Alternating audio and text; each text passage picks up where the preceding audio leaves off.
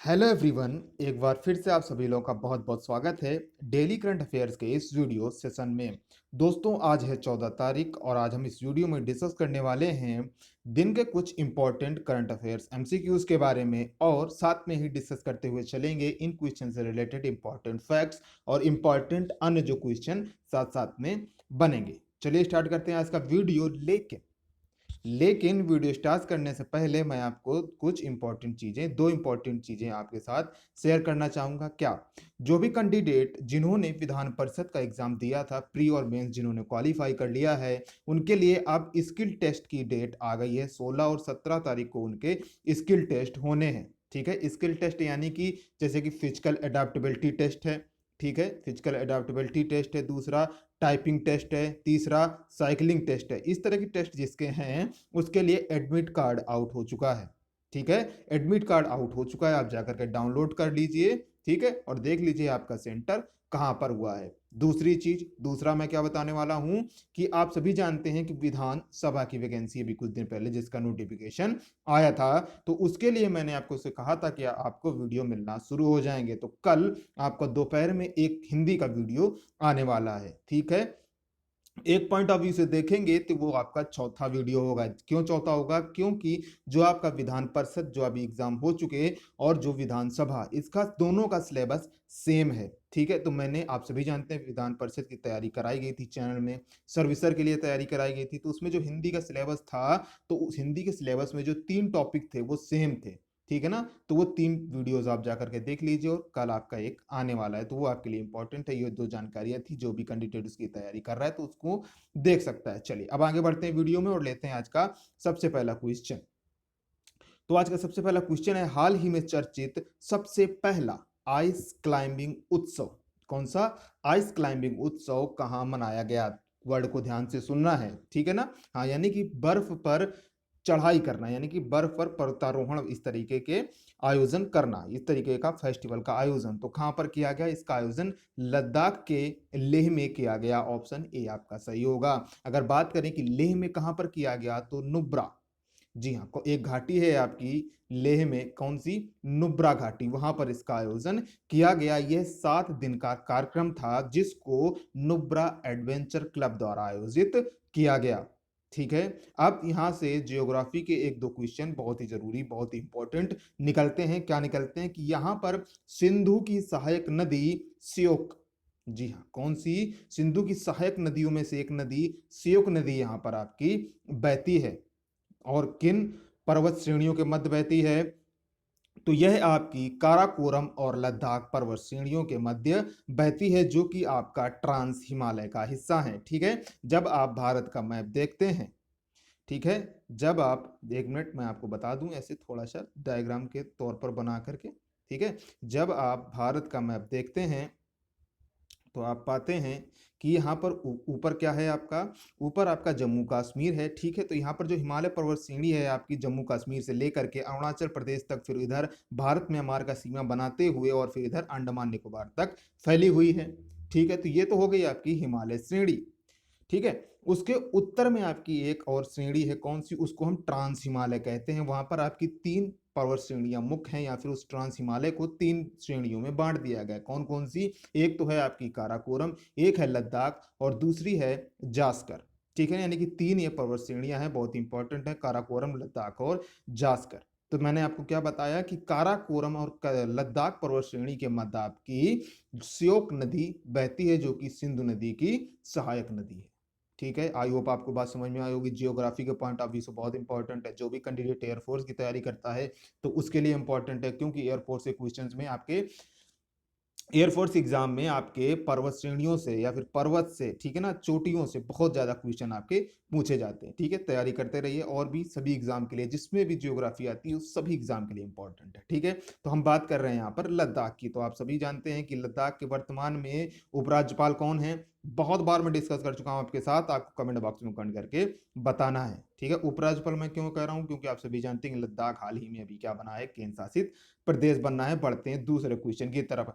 हाल ही में घोषित खेलो India ice hockey tournament में कितनी टीमें खेलेंगी? जी हाँ, इसका अभी घोषणा की गई कि आपके खेलो इंडिया आइस हॉकी टूर्नामेंट आयोजित किए जाएंगे। तो इसमें कुल 13 टीमें खेलेंगी।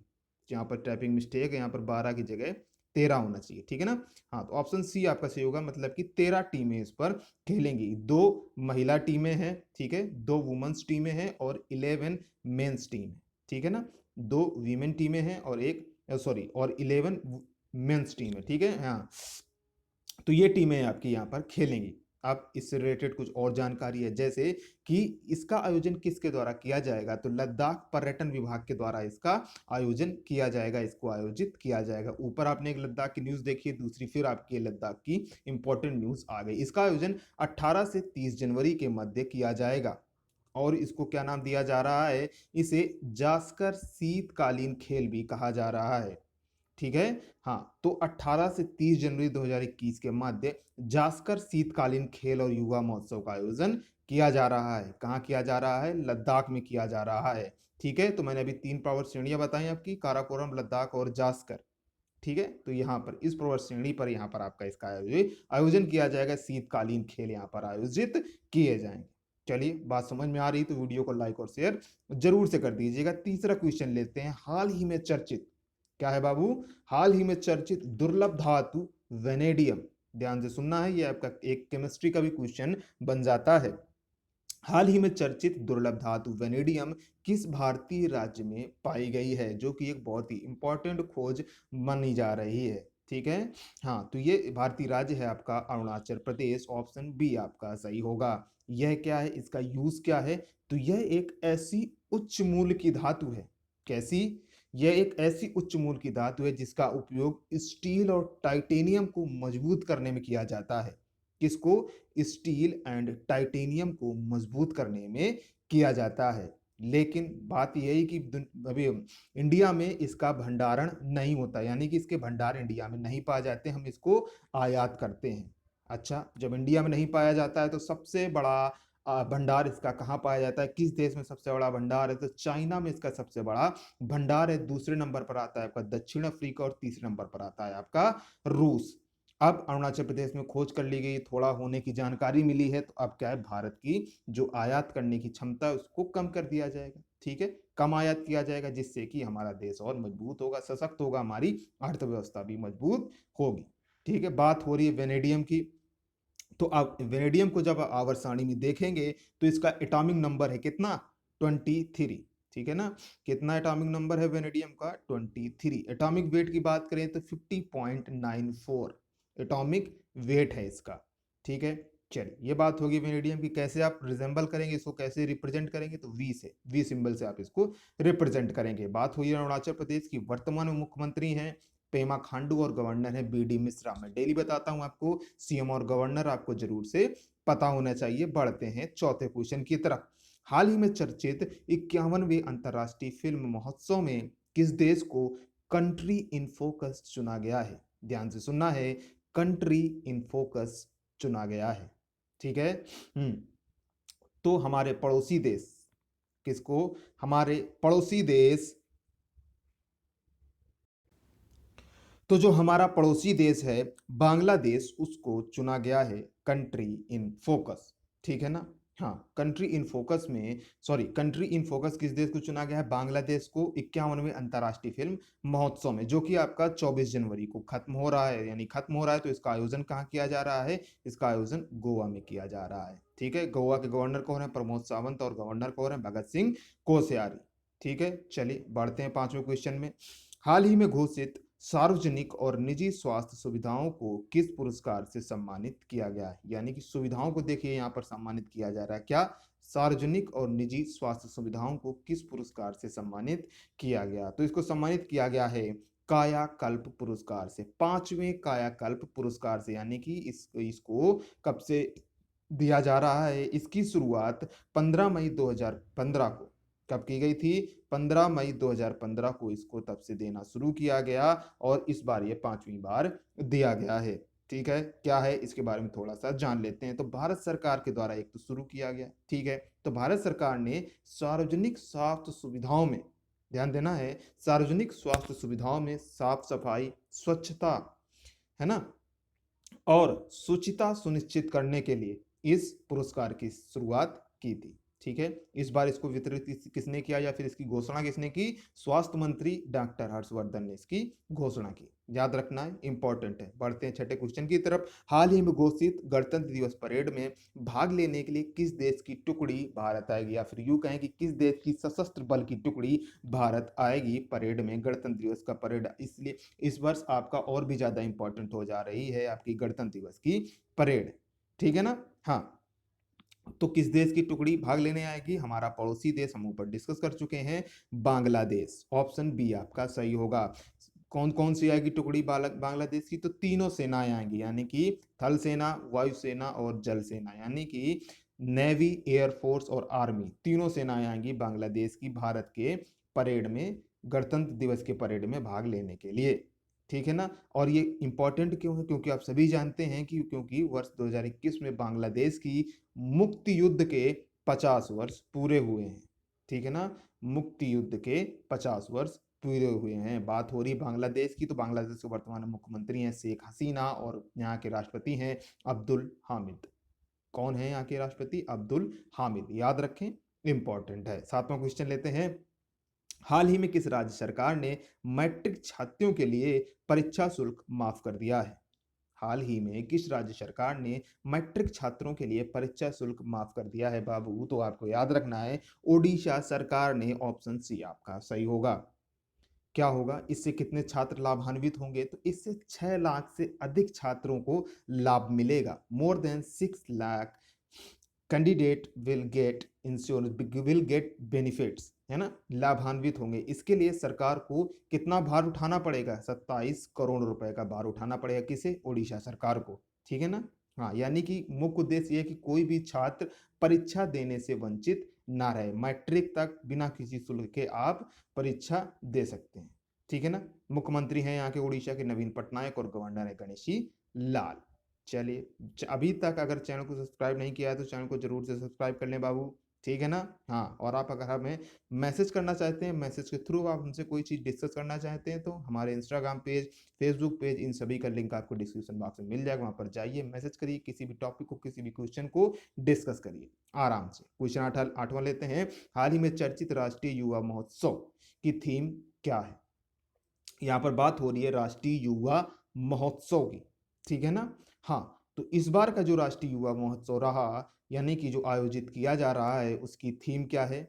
उसकी थीम है युवा उत्साह नए भारत का, ठीक है, ध्यान से देखना है, युवा उत्साह नए भारत का। इस थीम पर आपका यह राष्ट्रीय युवा महोत्सव आधारित है। ये 24वां राष्ट्रीय युवा महोत्सव है आपका। इसका आयोजन 12 से 16 जनवरी 2021 के मध्य किया जाएगा। जो इसका आयोजन है वो भारत सरकार के युवा मामले और खेल मंत्रालय द्वारा किया जाएगा और साथ में किसी एक राज्य के सहयोग से किया जाएगा, ठीक है? यानी कि भारत सरकार का ये मंत्रालय है, कौन सा? युवा मामले और खेल मंत्रालय, और किसी एक राज्य के सहयोग से किया जाएगा, ठीक है ना? इसी में एक चीज और जुड़ी हुई है, क्या? कि वर्ष 2019 से राष्ट्रीय युवा संसद महोत्सव का भी आयोजन किया जा रहा है, ठीक है ना? हाँ, तो अभी जो युवा संसद महोत्सव इसके लिए आयोजित किया गया, राष्ट्रपति ने, सॉरी, प्रधानमंत्री ने उसको संबोधित भी किया, तो वो उसका दूसरा संस्करण था, ठीक है ना? याद रखना है, पूछ सकता है आपकी राष्ट्रीय युवा महोत्सव के राष्ट्रीय युवा संसद महोत्सव के कितने संस्करण आयोजित किए गए हैं? तो 2 आयोजित किए गए, ठीक है, एक 2019 में और दूसरा अभी 2021 में। 12 जनवरी को आप सभी जानते हैं क्या मनाया जाता है? National youth day. किसके जन्मदिन पर मनाया जाता है? कमेंट बॉक्स में कमेंट करके बताइए। नेक्स्ट है, हाल ही में चर्चित प्रधानमंत्री फसल बीमा योजना की शुरुआत कब की गई थी? तो इस फसल बीमा योजना की शुरुआत 2016 में की गई थी, ठीक है? ऑप्शन डी आपका सही होगा। इसीलिए चर्चा में आ गई। क्यों आ गई? क्योंकि इसके 5 साल पूरे हो चुके हैं, ठीक है ना? 13 जनवरी 2021 को 5 साल पूरे हो गए। यह क्या है? तो यह किसानों के लिए, उनकी पैदावार के लिए एक बीमा सेवा योजना है, ठीक है ना? इसका उद्देश्य किसानों पर प्रीमियम के बोझ को कम करना, ठीक है, और पूर्ण बीमित राशि के लिए फसल आश्वासन व दावे का शीघ्र निपटान सुनिश्चित करना है, ठीक है ना? इन फसलों का बीमा किया जाएगा, इसके तहत किया जा रहा है और लोगों को उसका मुआवजा भी दिया जा रहा है। चलिए आगे बढ़ते हैं 10वें क्वेश्चन की तरफ, वीडियो के लास्ट क्वेश्चन, लेकिन इसका आंसर पता करते ही, मालूम चलते ही वीडियो बंद नहीं करना है, आगे भी आप लोगों के लिए कुछ है, ठीक है? मोस्ट इंपॉर्टेंट क्वेश्चन है आपका 10वां, ध्यान से सुनना है। हाल ही में चर्चित कृषि कानूनों की समीक्षा करने के लिए कितने सदस्यों की कमेटी का गठन किया गया है? कितने सदस्यीय लोगों के कमेटी का गठन किया गया है, यानी कि इस कमेटी में कितने लोग हैं? तो 4 लोगों को इस कमेटी में, इस समिति में शामिल किया जाएगा। ऑप्शन ए आपका सही होगा। ठीक है, आप सभी जानते हैं कि अभी इस कृषि कानून पर सुप्रीम कोर्ट ने रोक लगा दी और कमेटी का गठन कर दिया और कहा है कि इस कमेटी का फैसला आने तक कोई भी कुछ भी नहीं करेगा। ठीक है, अब कौन कौन से शामिल, कौन कौन से लोग हैं, जरा ध्यान से सुनिएगा। इंपॉर्टेंट है, एग्जाम में पूछ सकता है। एक है आपके भूपिंदर सिंह। ठीक है, कौन है? भूपिंदर सिंह। ये क्या है? ये भारतीय किसान यूनियन और अखिल भारतीय किसान समन्वय समिति के राष्ट्रीय अध्यक्ष हैं। ठीक है, दूसरा सुनना है, दूसरा नाम डॉक्टर प्रमोद कुमार जोशी। ये क्या है? ये कृषि अर्थशास्त्री हैं, डॉक्टर प्रमोद कुमार जोशी। ठीक है, तीसरा नंबर लेते हैं अशोक गुलाटी। ये क्या है? ये भी एक कृषि अर्थशास्त्री हैं और क्या है? ये कृषि लागत और मूल्य आयोग के पूर्व अध्यक्ष हैं। ठीक है ना? कौन? कृषि लागत और मूल्य आयोग के पूर्व अध्यक्ष हैं अशोक गुलाटी। 3 लोग हो गए। ठीक है ना? हाँ, चौथा कैंडिडेट कौन है? चौथा कैंडिडेट है अनिल घड़ावत। कौन है ये? अनिल घड़ावत। ये क्या है? ये सेतकारी संगठन के प्रमुख हैं। एक संगठन है आपका सेतकारी, ठीक है ना? ये उसके प्रमुख हैं। तो चारों नाम आपको याद रखना है। कौन कौन से नाम है? भूपिंदर सिंह, डॉक्टर प्रमोद कुमार जोशी, अशोक गुलाटी और अनिल घड़ावत। चारों को याद रखिए, इंपॉर्टेंट है क्योंकि आप सभी जानते हैं कि कितना ज्यादा विवादित मुद्दा है आपका। ठीक है ना? चलिए, पसंद आ रहा हो जानकारी, वीडियो पसंद आ रहा है तो लाइक और शेयर जरूर से कीजिएगा। ठीक है ना? हाँ, अब लेते हैं कल के क्वेश्चन का जवाब। मैंने आपसे कल पूछा था कि हाल ही में घोषित किस देश के राष्ट्रपति गणतंत्र दिवस के मुख्य अतिथि होंगे? ठीक है, तो सूरीनाम के, किसके? सूरीनाम के राष्ट्रपति मुख्य अतिथि होंगे। ऑप्शन सी आपका सही होगा। कौन, किस नाम से प्रसिद्ध है ये? चान संतोखी। चांद संतोखी के नाम से ये प्रसिद्ध है। कहाँ पर? सूरीनाम में। सूरीनाम कहाँ है आपका? दक्षिण अमेरिकी देश है, गुआना और फ्रेंच गुआना से घिरा हुआ सूरीनाम। ठीक है, मैप में अभी हमने देखा था, वीडियो के दौरान हमने मैप में भी उसको अच्छी तरीके से देखा था। अब ले लेते हैं क्वेश्चन ऑफ द डे। इसका जवाब आपको कमेंट बॉक्स में कमेंट कर बताना है। एक नए कैंडिडेट ने भी जवाब देना, रिप्लाई देना शुरू किया है, शुभम कुमार ने। ठीक है, और भी लोग हैं जो डेली, बिल्कुल अब्बास जी हैं, रंजीव जी हैं, पूजा जी हैं, ये डेली लोग कमेंट कर रहे हैं, तो आप भी इन्हीं की तरह कमेंट करना शुरू किए। हाल ही में राष्ट्रीय युवा दिवस कब मनाया गया? इनमें से जो भी आपको ऑप्शन करेक्ट लगता है आप कमेंट बॉक्स में कमेंट करके बता सकते हैं। आपको वीडियो कैसा लगा हमें जरूर से बताएं। ठीक है, जरूर से बताया करिए आपको वीडियो कैसा लगा, हमें अच्छा लगता है। ठीक है ना? आप कोई सुझाव देना चाहते हैं तो वो भी आप दे सकते हैं। आप हमें सोशल मीडिया हैंडल्स पर भी फॉलो कर सकते हैं। हमारा फेसबुक पेज है, इंस्टाग्राम पेज है, इन सभी के लिंक आपको डिस्क्रिप्शन बॉक्स में मिल जाएंगे। अगर यहाँ तक आपने वीडियो देख लिया तो चैनल को जरूर से सब्सक्राइब करिएगा। ठीक है ना? हाँ, फटाफट सब्सक्राइब कीजिए। आप लोग देख लेते हैं लेकिन सब्सक्राइब नहीं करते हैं, और नोटिफिकेशन बेल को प्रेस कर लीजिए जिससे आप कोई भी वीडियो मिस ना कर सकें। और दोपहर में आपका आने वाला है क्या? क्या आने वाला है आपका? कल दोपहर में, या फिर यूं कि आज दोपहर में ही शायद आ जाए आपका वीडियो। कौन सा? विधान परिषद के हिंदी वाला वीडियो। ठीक है, थैंक्स फॉर वॉचिंग। मिलते हैं नेक्स्ट वीडियो में, तब तक के लिए आप सभी का बहुत बहुत धन्यवाद।